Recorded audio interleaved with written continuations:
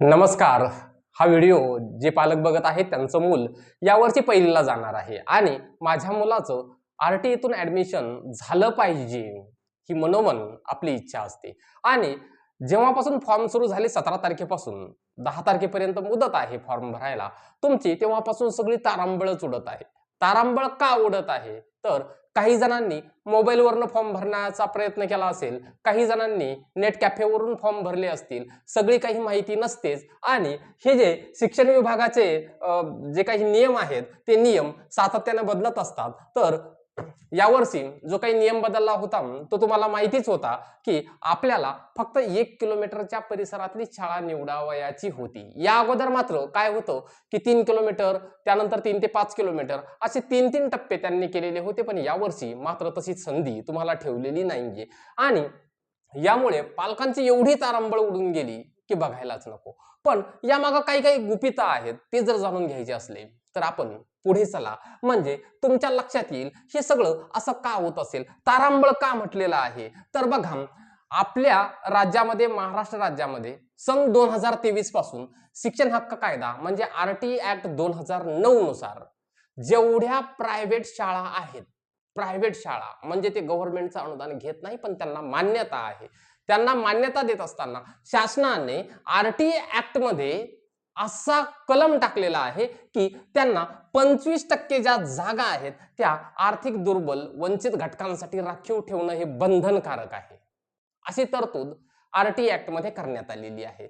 मात्र काय झालं, सन 2013 पासून 2013 पासून इथे गोष्ट लक्षात घ्या, साधारण आपण 3 वर्षाचे आकडे घेतलेले आहेत. 2024-25 या शैक्षणिक वर्षामध्ये एकूण आरटीई स्कूल महाराष्ट्रामध्ये टोटल होत्या 9217. कधी? 2024-25 ला एवढ्या स्कूल होत्या, एवढ्या शाळा होत्या 9217.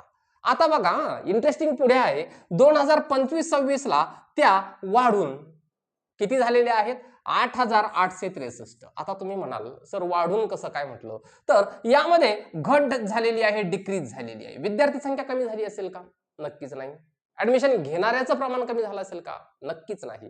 त्यानंतर आता या वर्षी तुम्ही ज्या वर्षी फॉर्म भरताय ना त्या वर्षी बघा, 2026-27 हे शैक्षणिक वर्ष यासाठी तुम्ही फॉर्म भरलेला आहे आणि त्यामध्ये पुन्हा त्यामध्ये डिक्रीज झालेला आहे, कमी झालेली आहे शाळांची संख्या, ती आहे 8651. बघा, 9217 वरून तो आकडा 8651 एवढा कमी झालेला आहे. म्हणजे नियर अबाउट 600 शाळा या आरटीई ऍक्ट मधून वगळलेल्या आहेत. मग या वगळल्या, मग ह्या गेल्या कुठे? तर यांना, या ज्या प्रायव्हेट शाळा आहेत त्यांनी स्वतःला अल्पसंख्याक दर्जा प्राप्त करून घेतलेला आहे आणि ज्या अल्पसंख्याकाच्या शाळा आहेत त्या आरटीईच्या कलमामध्ये येत नाही. ही आहे सगळ्यात मोठी खेळी.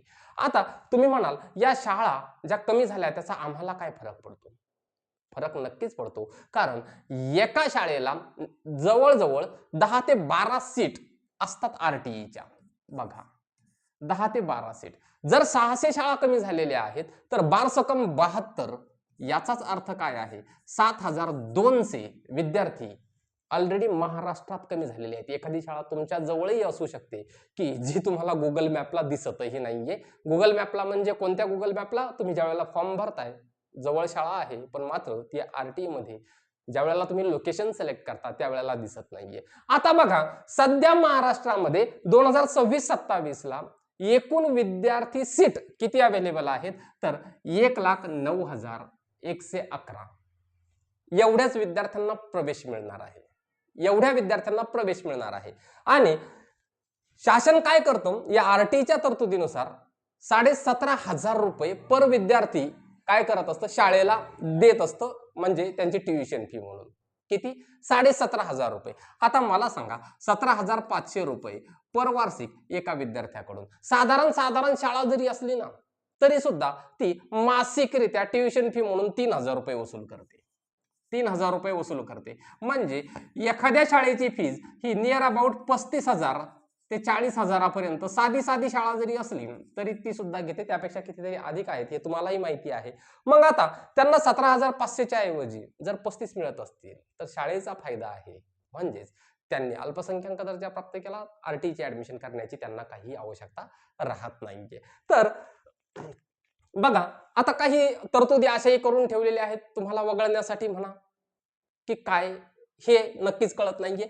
1 किलोमीटर अंतराची मर्यादा यावर्षी ठेवलेली आहे. म्हणजे आपण जिथे राहतो इथून 1 किलोमीटरच्या परिघामध्ये शाळा असली पाहिजे. म्हणजे आता असं आहे की एक तर आपलं घर शाळेच्या जवळ असावं आणि आपल्यालाही माहिती आहे ज्या प्रायव्हेट स्कूल असतात या चांगल्या लोकॅलिटीच्या एरियामध्ये असतात, तिथे घर असणं सगळ्यांचंच शक्य होत नाही. आणि मुळातच हे जे ऍडमिशन आहेत हे आर्थिक दुर्बल वंचित घटकांना आहेत. आता आर्थिक दुर्बल आणि वंचित घटक हे मोठ्याल्या शाळेच्या जवळ जाऊन राहतील काय? ते स्वतःचं घर सोडाच, भाड्यानं जरी राहायचं असेल ना तिथे, तर कितीतरी मोठ्या प्रमाणामध्ये रेंट हा मोजावा लागतो. मग जर समजा ते तेवढा रेंट पे करू शकतात, स्वतःचं मूल आरटी मध्ये पाठवणारच कशाला आहेत?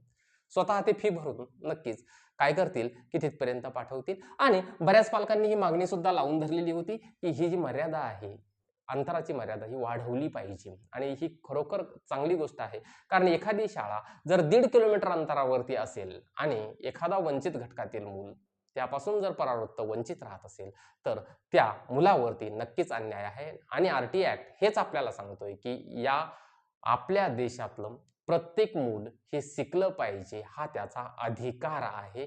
मग हा अधिकार मिळवून आपल्या मुलाला देणं हे आपलंही काम आहे. त्यानंतर रहिवासी पुरावा म्हणून गॅसचं बुक तुमचं चालणार नाहीये. गॅसचं बुक चालणार नाही. गॅसचं बुक चालणार नाही म्हणजे सगळ्यांचं स्वतःच पाणीपट्टी असेल किंवा लाईट बिल असेल असं स्वतःच्या नावावरती नक्कीच नसणार आहे.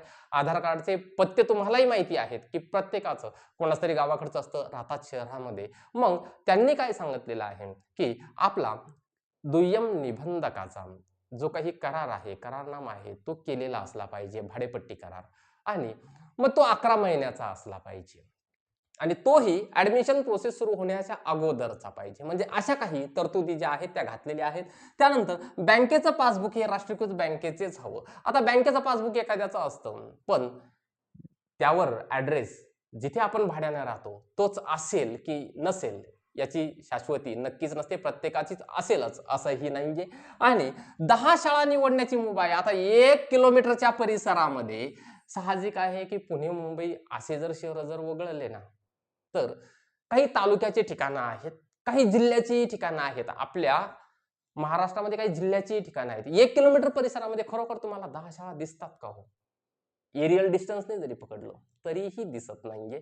म्हणजे ही जी तरतूद आहे ही फक्त उगच टाकायची म्हणून टाकलेली आहे. आणि आतापर्यंत आपण बघितलेलं आहे की 1,09,111 एवढीच सीट यावर्षी भरले जाणार आहेत.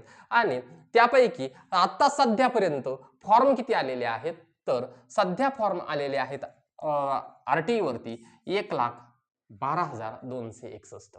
बऱ्याच पालकांनी फॉर्म सबमिट केलेले आहेत. तुमचाही फॉर्म सबमिट करायचा राहिला असेल काही कारणास्तव, तर तो नक्कीच चांगल्या नियमानुसार सबमिट करा, जेणेकरून तुमच्या त्यामध्ये काहीही चूक होता कामा नये. ही सगळ्यात महत्त्वाची गोष्ट आहे. बघा, हे सगळं जे काही नियम आहेत ते नियम वाचा, माहितगाराकडून माहिती घ्या. जर काही अडचण येत असेल तर कमेंटमध्ये नक्की सांगा. तुम्हाला नक्कीच आम्ही प्रयत्न करू की तुमचा जे काही शंका निरसन आहे ते व्हावं. त्यानंतर आपल्याला पुढच्या व्हिडिओमध्ये ज्या वेळेला हे सगळे फॉर्म भरू द्या, त्यानंतर आपण लॉटरी पद्धत कशी असते, म्हणजे मुलाचं ऍडमिशन कसं असतं, हे पुढच्या व्हिडिओमध्ये नक्कीच सांगणार आहोत. तोपर्यंत जय हिंद, जय महाराष्ट्र. व्हिडिओ जर आवडला तर लाईक मात्र नक्की करून ठेवायचा आहे. धन्यवाद.